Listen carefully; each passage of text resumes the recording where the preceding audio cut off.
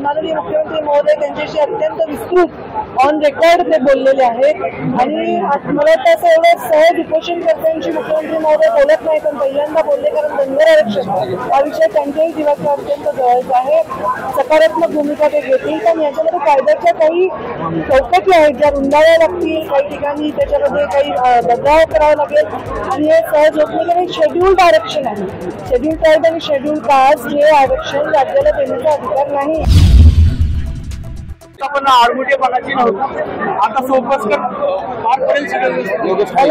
वाटतं आंदोलकांची भूमिका अत्यंत चांगली आणि आदरयुक्त होती. इव्हन एवढे लाखो लोक जाणण्यात आले तर एकही चुकीची घटना घडून न देण्याकडे त्यांचा कल होता. आजही दीपक कोराळेंनी त्यांचे मुद्दे मांडले. सन्माननीय मुख्यमंत्री महोदय त्यांच्याशी अत्यंत विस्तृत ऑन रेकॉर्ड ते बोललेले आहेत आणि मला वाटतं असं एवढं सहज उपोषणकर्त्यांशी मुख्यमंत्री महोदय बोलत नाही, पण पहिल्यांदा बोलले कारण धनगर आरक्षण हा विषय त्यांच्याही जीवाचा अत्यंत जवळचा आहे. सकारात्मक भूमिका ते घेतील, पण याच्यामध्ये कायद्याच्या काही चौकटी आहेत ज्या रुंदाव्या लागतील, काही ठिकाणी त्याच्यामध्ये काही बदलाव करावा लागेल आणि हे सहज होत नाही कारण शेड्यूल्ड आरक्षण आहे. शेड्यूल ट्राईब आणि शेड्यूल कास्ट हे आरक्षण राज्याला देण्याचा अधिकार नाही आहे घटनात्मक. त्याच्यामध्ये काही चर्चा करणं हे आवश्यक आहे तज्ज्ञांशी, ॲडव्होकेट जनरलशी. सुप्रीम कोर्टात सुद्धा एक विषय आहे, तिथेही आपली भूमिका मांडणं आवश्यक आहे. तर मुख्यमंत्र्यांनी तोही शब्द दिलेला आहे. मी मुक्कामी थांबले आहे आणि दीपक भाऊंना मी सांगितलंय की उद्या ते पत्र आज त्यांना मिळून जाईल, ते चर्चा करतील त्यांच्या सगळ्या लोकांशी आणि उद्या आम्ही 11 वाजता परत इथे येऊ आणि ते उपोषण उद्या सोडावे त्यांनी अशीच अपेक्षा ते सहकार्य करतील. हैदराबाद संदर्भात तुमचं काय मत आहे? ते स्वीकारलं पाहिजे का? कारण अनेक समाजाची मागणी हैदराबाद गॅजेटवरून वाद. आता माझा सध्या हा मुद्दा फक्त धनगर आरक्षणाचा. हैदराबाद गॅजेटवर ऑलरेडी बोललेले ते रेकॉर्डवर आहेच. धनगर समाज के आरक्षण को लेकर माननीय दीपक जी यहाँ पर 11 दिन से अंचल पर बैठे हुए हैं। आज यहाँ के पालक मंत्री है पंकजा ताई, मैं खुद, हमारे सब विधायक है, सभी लोग यहाँ पर उनके मिलने आए थे। हमने रिक्वेस्ट की कि 11 दिन हो गए, बहुत ज्यादा दिन हो गए, पानी परी खाली हुआ है, तो हमने उनको रिक्वेस्ट किया आप अंचल छोड़ दें। माननीय मुख्यमंत्री जी की उनकी हमने फोन पे बात करा दी, उन्होंने भी उनको रिक्वेस्ट की है। मुझे लगता है ड्राफ्ट, उनको एक लेटर चाहिए, उनकी कुछ मांगे है, उसी को लेकर एक ड्राफ्ट हमको उनको देना है, एक लेटर देना है और ड्राफ्ट कल तैयार हो जाएगा, हम उनको देंगे। उसके बाद में मुंबई आकर अपने कुछ सहयोगी के साथ में मुंबई आकर इस विषय पर चर्चा हो सकती है। इसमें एजी भी रहेंगे, जो कानून के जानकार है, आरक्षण के जानकार है, वो लोग भी उसमें शामिल होंगे। उसको लेकर चर्चा होकर इस विषय में से क्या रास्ता निकलता है वो हम देखें। कल आपने उनको अनशन छोड़ने की मांग की, कल लेटर देने के बाद मुझे लगता है अनशन छोड़ेंगे। बाकी 4-5 दिन में जब उनकी तबीयत थोड़ी ठीक हो जाएगी, मुंबई आकर माननीय मुख्यमंत्री जी की अध्यक्षता में, माननीय हमारे दोनों उप मुख्यमंत्री हैं उनकी अध्यक्षता में ये बैठक होगी। सरकार मार्फत तुमची भूमिका देखील तयार केली, फडणवीसांशी बोलणं करून दिलंय, काय नेमकी बोलणं झालं आणि उपोषण पुढे? आपण सगळे साक्षीदार आहात, आपण सगळं ऐकलेलं आहे, मी काही नवीन सांगायचं बात नाहीये। बघा, उपोषणाचा 11वा दिवस आहे। दीपक भाऊ 11 दिवसापासून या ठिकाणी धनगर समाजाच्या आरक्षणाच्या बाबतीमध्ये मागण्यांसाठी उपोषणाला बसलेले आहेत। खरं म्हणजे आम्ही लवकर यायला असतो, पण आपण बघताय राज्यभरामध्ये कशी परिस्थिती आहे, तिथे 7-8 दिवस बाहेर होतो, आपण सगळं चालवलंय, बघताय, दाखवतात, त्यामुळे यायला थोडा उशीर झाला। पण या मागण्याच्या बाबतीमध्ये मी पुन्हा सांगेल की सरकार सकारात्मक आहे, सरकार प्रामाणिकपणे प्रयत्न करत आहे। हा विषय थोडा न्यायप्रविष्ट आहे, सुप्रीम कोर्टामध्ये सुद्धा, सर्वोच्च न्यायालयामध्ये सुद्धा या ठिकाणी या संदर्भामध्ये अपील अजून पेंडिंग आहेत आणि म्हणून 11 दिवस झालेत। आता जास्त कधी ताण करून घेऊ नये अशी आमची मागणी होती, आमची विनंती होती। माननीय मुख्यमंत्री महोदय स्वतः त्यांच्याशी फोनवर बोलले, मी त्याचं बोलण्याच्या ठिकाणी करून दिलेला आहे आणि एका उपोषणात हा विषय सुटणार नाही म्हणून त्यांना सांगितलं की तुमच्या काय मागण्या, तुमची काय अतिरिक्त मागणी की यातून मार्ग निघू शकतो, पण मला वाटतं तो इथल्या इथे निघणार नाही।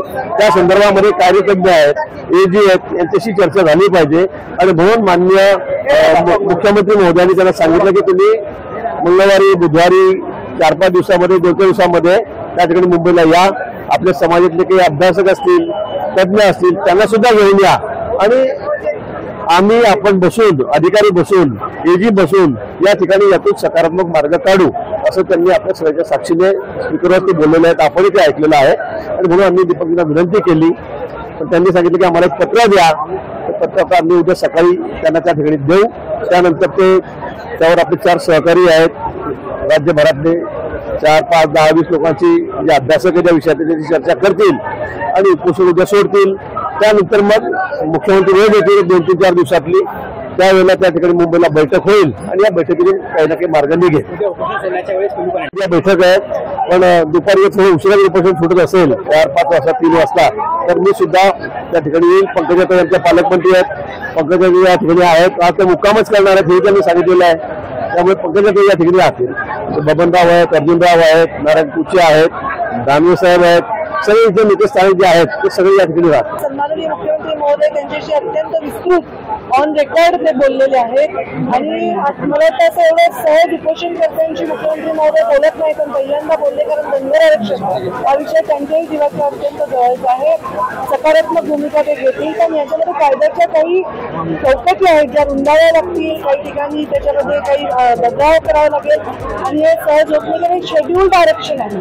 शेड्यूल ट्राईब आणि शेड्यूल कास्ट हे आरक्षण राज्याला देण्याचा अधिकार नाही. आपण आडमुठेपणाची नव्हतं आता सोपच मला वाटतं आंदोलकांची भूमिका अत्यंत चांगली आणि आदरयुक्त होती. इव्हन एवढे लाखो लोक चालण्यात आले तर एकही चुकीची घटना घडू न देण्याकडे त्यांचा कल होता. आजही दीपक कोराळेंनी त्यांचे मुद्दे मांडले. सन्माननीय मुख्यमंत्री महोदय त्यांच्याशी अत्यंत विस्तृत ऑन रेकॉर्ड ते बोललेले आहेत आणि मला असं एवढं सहज उपोषणकर्त्यांशी मुख्यमंत्री महोदय बोलत नाही पण पहिल्यांदा बोलले कारण धनगर आरक्षण हा विषय त्यांच्याही जीवाचा अत्यंत जवळचा आहे. सकारात्मक भूमिका ते घेतील पण याच्यामध्ये कायद्याच्या काही चौकटी आहेत ज्या रुंदाव्या लागतील. काही ठिकाणी त्याच्यामध्ये काही बदलाव करावा लागेल आणि हे सहज होत नाही कारण शेड्यूल्ड आरक्षण आहे. शेड्यूल ट्राईब आणि शेड्यूल कास्ट हे आरक्षण राज्याला देण्याचा अधिकार नाही घटनात्मक. त्याच्यामध्ये काही चर्चा करणं हे आवश्यक आहे तज्ज्ञांशी, ॲडव्होकेट जनरलशी. सुप्रीम कोर्टात सुद्धा एक विषय आहे तिथेही आपली भूमिका मांडणं आवश्यक आहे.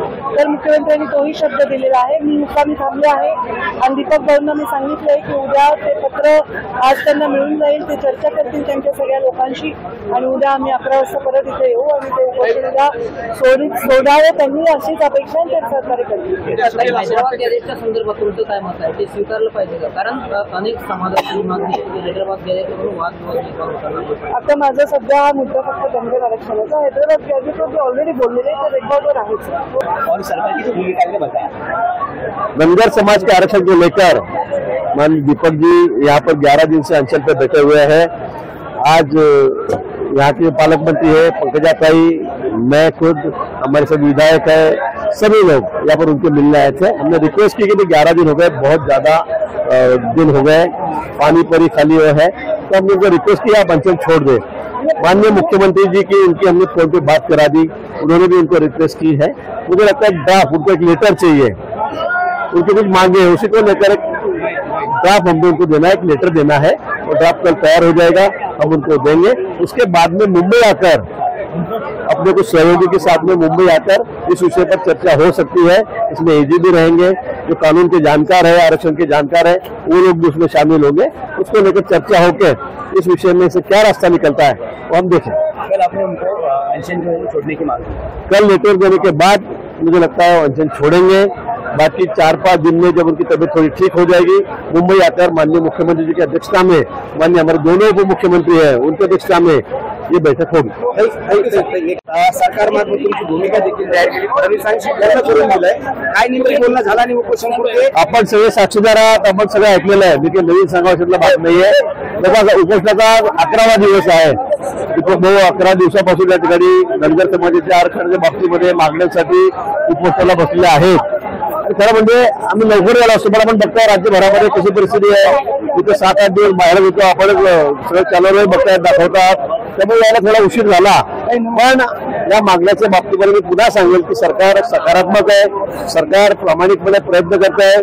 हा विषय थोडा न्यायप्रविष्ट आहे. सुप्रीम कोर्टामध्ये सुद्धा, सर्वोच्च न्यायालयामध्ये सुद्धा या ठिकाणी या संदर्भामध्ये अपील अजून पेंडिंग आहेत आणि म्हणून 11 दिवस झालेत. आता जास्त कधी ताण करून घेऊ नये अशी आमची मागणी होती, आमची विनंती होती.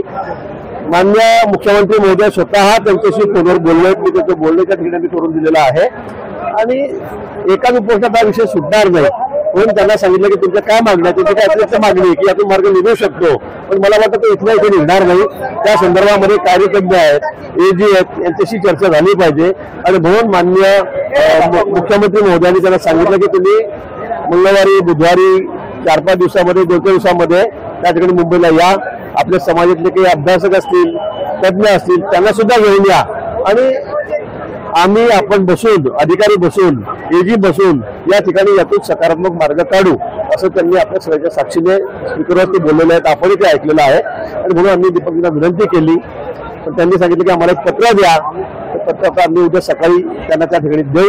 त्यानंतर त्यावर आपले 4 सहकारी आहेत राज्यभरातले, 4, 5, 10, 20 लोकांची जे अभ्यासक आहे त्या विषयात त्याची चर्चा करतील आणि उपोषण उद्या सोडतील.